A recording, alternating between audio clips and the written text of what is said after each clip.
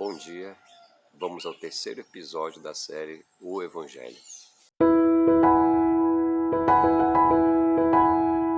Nós vimos que em Romanos capítulo 3, versículo 23, as Escrituras mostram que todos pecaram e estão afastados da glória de Deus.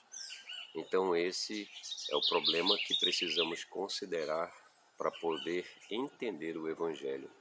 E agora nós vamos para um outro versículo, que é Romanos 6:23.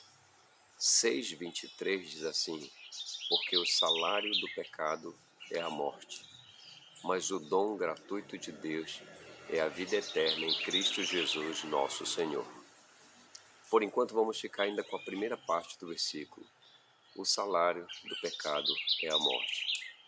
O resultado da prática do pecado, segundo as Escrituras, então, é a morte.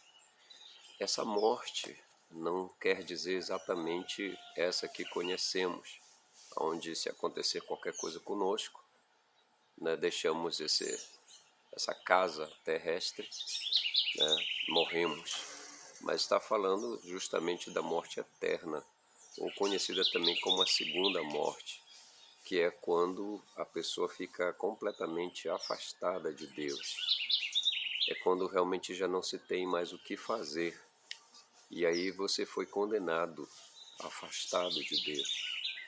Por isso que é muito importante, queridos, entendermos o Evangelho de Jesus. A prática do pecado significa todo ato que é contra Deus, todo ato que é contra a lei de Deus. E uma das traduções, o que significa pecar, se diz que pecar é errar o alvo.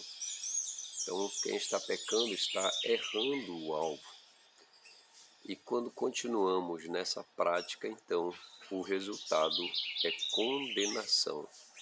Então, é necessário entender, nós vamos ver nos próximos episódios a solução para essa questão.